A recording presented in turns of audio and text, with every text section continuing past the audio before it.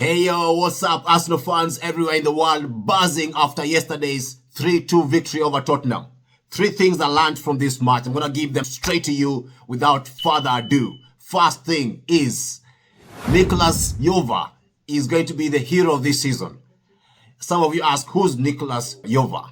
Nicolas Jover is Arsenal's set-piece specialist, specifically recruited by Arteta from Manchester City. Now, previously he was at Brentford, and he's the one who helped bring Manchester City's set-piece goals to a very good high, and Arteta poached him from City to bring him to Arsenal in 2021. And since he came to Arsenal, Arsenal's returns from set-pieces has gone through the roof. Absolutely, because before he came, we were scoring an average of 6 goals a season from set-pieces. Can you imagine? Just 6. One of the worst record in the league. But after Jover came to Arsenal, we are now scoring 16 goals a season. That is a 3x on the previous returns. Massive. And you see this guy is normally standing on the technical area whenever Arsenal are taking a set piece. And then whenever we score, you can see him celebrating like nothing else. And the pundits, the haters, Arsenal's got so many haters, are now saying that, he's a little nuisance. That's what they're calling him yesterday. I listened to some pundits calling him a little nuisance. But this all serves to show how pivotal this guy has become for Arsenal's game. We are now the top scorers from set pieces in the Premier League. And that is going to be a big part of our victory. If we win the Premier League this season, honestly, this is going to be a big part of our plan. Which comes to the second part of what we learned from yesterday, which is that Saka is clinical. Saka is pivotal to this Arsenal team. Saka on the right wing is one that most fans say sometimes he has not performed to his level in terms of the amount of chances that he creates for himself, in terms of us not seeing that explosive left foot shooting in. But Saka has not been performing to his level because most teams tend to double up against him. They tend to put more than 2 players marking him. And because of that, Saka does not have enough space to express himself and to cause as much damage as we know he can. But yesterday, for some reason, Ange, being the tactical purist that he is, decided to stick to his game. His fullbacks bombing forward and playing a high line. And you saw how Saka scored the second goal. Havertz gets the ball. We are on a counter-attack. Cross-field, magical pass to Saka. Saka is one-on-one. And of course, with Ben Davies. Ben Davies supported by another player. But Ben Davies seemed not to know that Saka normally switches from his right to his left and slots to the corner. And that's what exactly Saka did for the second goal, which was a big joy for Arsenal fans. By 38 minutes, we were 3-0 up at White Hart Lane. And at that point, I thought I could put my feet up and relax. It's going to be a massive day for us, a massive victory, probably some 6-0 or something.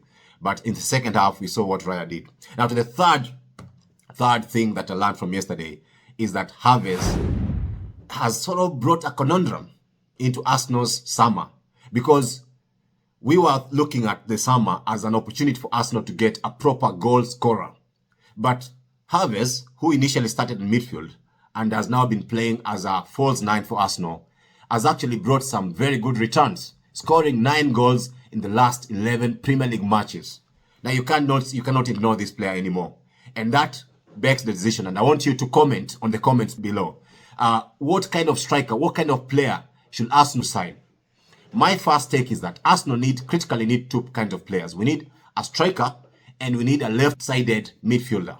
You know what? Odegaard is a good midfielder, but he tends to drift more towards the right. And that's why there's a lot of interplay between Odegaard and Saka, that right-hand wing. But the left-hand wing, which is normally Martinelli and Trossard, they sort of don't get enough service during the game, and we don't have enough impact from the left-hand wing. Now, my solution to that is to have a left-handed number 8 who can sort of work together with Odegaard and who can make our left wing more active. Now, that is given, and I know Arteta is on the market for that kind of player. But now coming to the strikers, Havertz playing so well brings the decision. Do we need to sign another out-and-out number 9? A player with presence in the box who can cause a lot of damage to the defenders, who can hold up the ball and bring other players into play, who can score headers, with his aerial presence. But describing all that, you can say that I'm actually describing Havertz, because Havertz is absolutely nailing it when it comes to all those areas right now. He's physical, he's magical, he's quite a nuisance in the box. He causes a lot of difficulties with the defenders. He can head the ball, he can score with his head. He can bring other players into the game. and he can even come deceptively from midfield and cause damage in the box.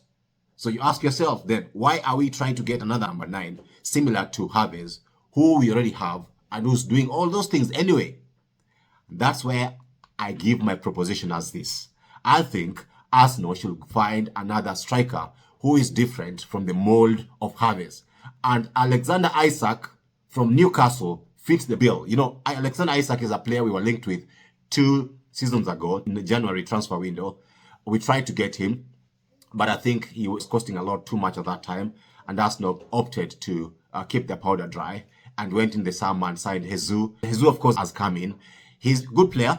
You know, he brings other players into the game. He works his socks off, but he's injured, you know, he's injury prone. He gets injured quite a lot. And also, he's not clinical enough. And that's why we are looking to get another striker to fill that position. Now, my proposition is, let's get Alexander Isak. And as much as Arsenal fans might not like this, let's sell Jesus. Because Jesus has been injury prone. He's been with us for 2 seasons now. Not enough returns in front of goal. I think we can sell Jesus. I heard Juventus are interested in Jesus. So you can get maybe 35 odd million off him or more if we can. And, you know, he's still a young player. Jesus is about 26 now. So we can get, you know, if we can get 26 or 27, I'm not sure about that. But if you can get maybe between 35 and 45 off him, use the money to bring Isak. Of course, we'll have to add a bit on top. And then for the striker, I will still say if we still have the money, we can still go for a proper gunman. A proper gunman like Gyökeres from Sporting Lisbon, who just bangs them in for fun. And that will mean we have a stacked front line. A front line that can scare anyone in Europe. Whether we're in the Champions League, whether we're in the Premier League, we've got a front line there that can scare anyone. Of course, giving into consideration that we're going to sell, probably, we're going to sell Nketiah. Yeah, we're going to sell Nketiah probably end of this season. Nelson as well should be sold. So that leaves us room in the front department to bring in Alexander Isak, to bring in Gyökeres. And of course, if you're selling Jesus as well, that leaves us enough room and money in the bank to get all these signings done. What do you think, Arsenal fans? How massive will our summer be if we manage to bring in all these players? We manage to bring in a brilliant left-sided number 8. We managed to buy Alexander Isak, who can sort of play on the left and also as a striker. And we managed to bring in a big gunman like Gyökeres from Sporting Lisbon. Please, give me comments there. I want to hear your opinion. I want to hear who you think Arsenal should sign. Comment in the comment section. And please, if you're new to this channel, please subscribe, like, and comment so we can grow this channel together. Thank you, everyone. Massive for Arsenal. Looking forward for the upcoming games. You know, fingers crossed, hopefully City drop a point, drop 2 points or 3 points, and Arsenal can go on to lift it. If they lift it, if Arsenal win the Premier League, I'm telling you, I'm going to be wearing that elephant mascot and I'm going to Emirates to celebrate and to shut up all these jokers who've been saying Arsenal are an elephant that is just going to fall from the tree because they don't know how to be climbing a tree. I'm going to be at Emirates. I bet you. See you later. Bye. Thank you so much.